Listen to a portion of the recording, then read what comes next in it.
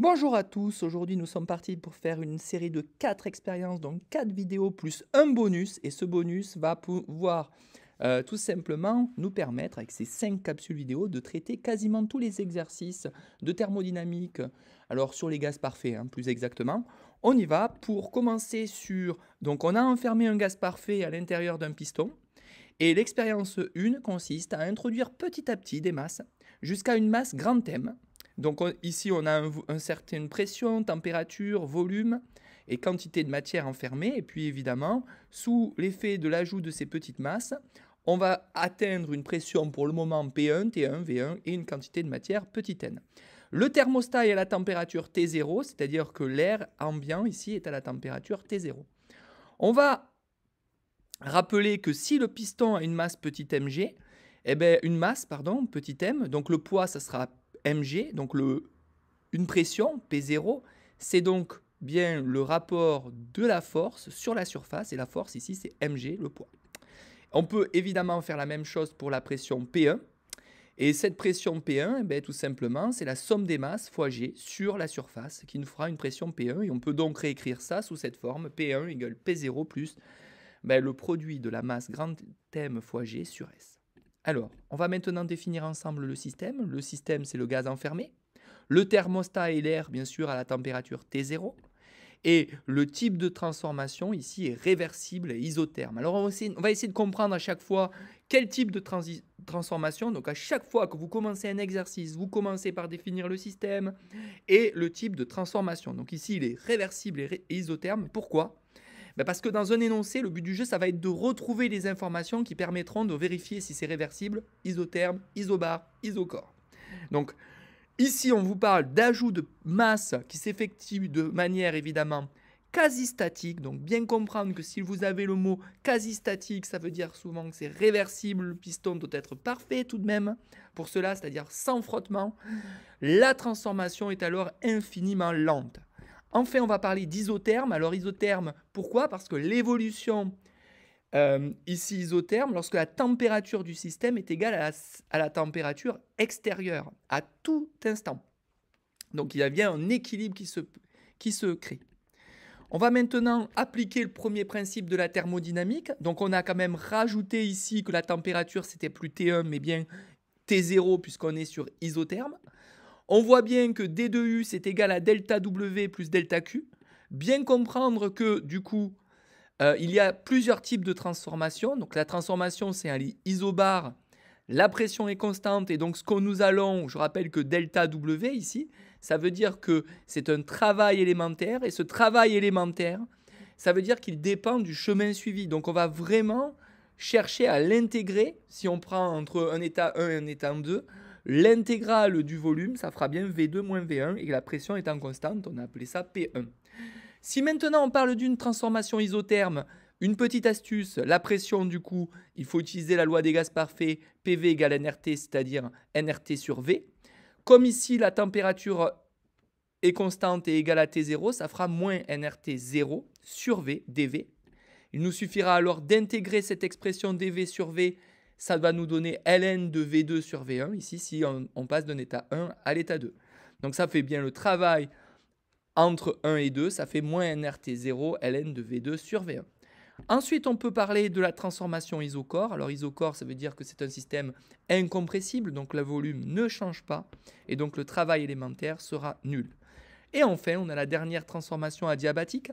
Ça veut dire que l'énergie thermique est nulle cette fois. Et donc, cette fois, plutôt que de partir de delta W, on part moins PDV, on va partir de delta W avec le premier principe de la thermodynamique. Et on se retrouve avec delta W égale D de U. Voilà, ça c'est exactement tout ça que vous devez connaître parfaitement quand vous commencez un exercice sur les gaz parfaits et notamment tout simplement la thermodynamique. Donc ici, on réapplique donc le premier principe de la thermodynamique sur un système fermé, puisqu'il est fermé, pas isolé, puisqu'il y a des échanges d'énergie thermique quand même qui peuvent avoir lieu. Je rappelle que D de U, la variable d'état D de U différentielle de U, ça veut dire que ça ne dépend pas du chemin suivi. C'est pour ça qu'on le note différemment de delta, le petit delta W ou le petit delta Q pour, donc pour l'énergie thermique élémentaire. En fait, ça ne dépend pas du chemin suivi, c'est-à-dire que rien que l'état initial et l'état final suffit à définir la variation d'énergie interne, alors que ces deux termes dépendent du chemin suivi. Et donc ici, on peut donc dire que la transformation est isotherme. Donc on rappelle qu'on utilisera la loi des gaz parfaits, PV égale nRT, donc P est égal à nRT 0 sur V. Et forcément, ici, on passe d'un état 0 à un état 1. Du coup, l'expression, ça fera moins nRT 0, ln de V1 sur V0. Alors, souvent, dans ce type d'exercice, le but du jeu, ça va être de trouver V1 ou V0. Pour cela, on va utiliser la loi des gaz parfaits. Pour cela, on utilise évidemment, à l'état initial, on a P0, V0 égale nRT0. Vous pouvez enlever le N0 là, ça ne sert à rien puisqu'on l'a noté sans N0. Et de la même manière ici, on a P1, V1 égale nRT0. Et par conséquent, on voit bien que ce terme-là est égal à ce terme-là, ce qui va nous donner P0, V0 égale P1, V1. P0 et P1, on les connaît, donc on connaît le rapport de V1 sur V0, c'est P0 sur P1.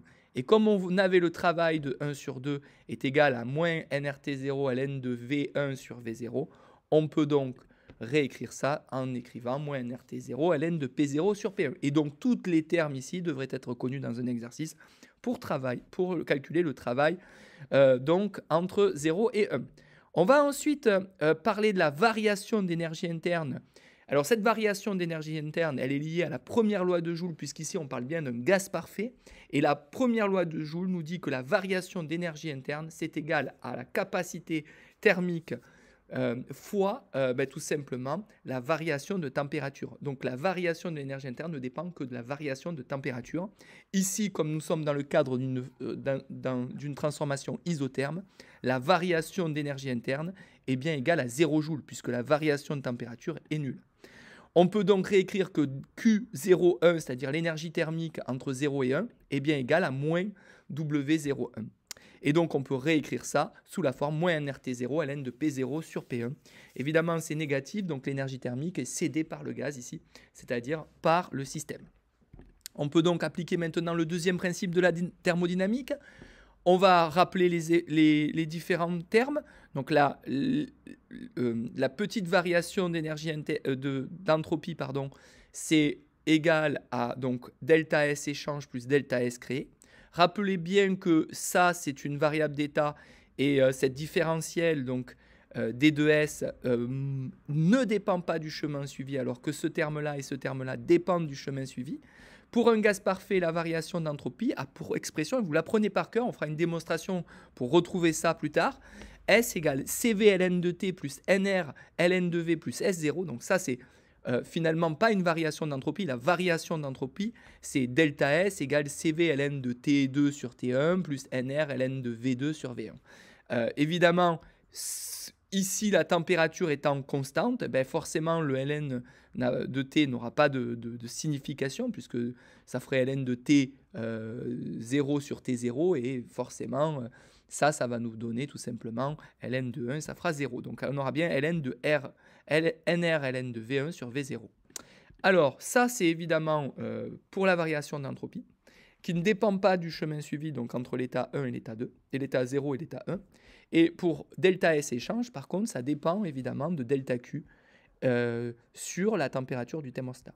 Alors ici, évidemment, comme on a PdV, en fait, puisque delta Q, c'est égal à moins delta W ici, puisqu'on a précisé que D2U égale 0, on peut réécrire nRT0 sur V dV. On voit que les T0 et les T0 se simplifient, et par contre, on doit intégrer sur le chemin entre V0 et V1. Ce qui va nous donner S échange, c'est NR ln de V1 sur V0. On reconnaît évidemment le terme identique. Comme delta S est égal à S échange plus S créé, on voit bien que ce terme-là est égal à ce terme-là. Et on en déduit que S créé égale 0. Ça c'est la preuve irréfutable que la transformation est réversible.